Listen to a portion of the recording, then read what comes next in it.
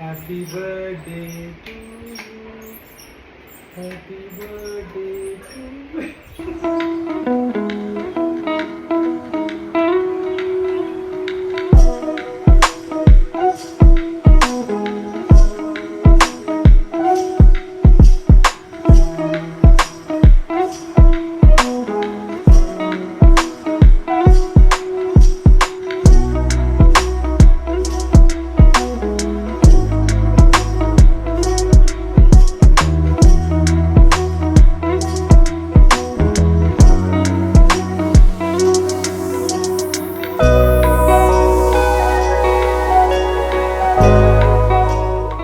ഉറക്കത്തന്നെ എപ്പിച്ചുകൊണ്ട് തന്നെ അതിൻ്റെതായ ക്ഷീണം എൻ്റെ മുഖത്ത് കാണുന്നുണ്ട്.